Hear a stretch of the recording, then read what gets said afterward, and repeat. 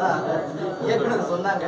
ஆனால் ஒன்று மட்டும் எனக்கு புரிஞ்சிச்சு, இந்த படம் வந்து அந்த ஒரு வழியில் எனக்கு கதை சொல்லும்போது சொன்னாங்க, நிறைய சினிமாவை பற்றி கதைகள் வந்துருக்கிறது, ஆனால் சினிமாக்காரர்களை பற்றி கதை என்பது ரொம்ப குறைவாகவே இருக்கிறது. அதுவும் இந்த படத்தில் ஒரு பெரிய சேலஞ்சாக என்ன பண்ணுறாங்கன்னா, இயக்குனர் அப்படின்னு ஒரு கதாபாத்திரம் இருந்துச்சுன்னா ஒரு இயக்குனரே வராது, பாடலாசிரியர்னா பாடலாசிரியரே வராது, ரியல் இன்னைக்கு யார் அந்த தொழில் செஞ்சுட்டு இருக்கிறாங்களோ, நடிகர்னா நடிகரே வராது, தயாரிப்பார்னா தயாரிப்பாளரே வராது. இப்படி லைவா இன்னைக்கு இந்த சினிமாவில் தான் செய்கிற அந்த தொழில், அந்த கலைஞர்கள் அப்படியே இந்த படத்திலையும் பிரதிபலிக்கிறாங்க.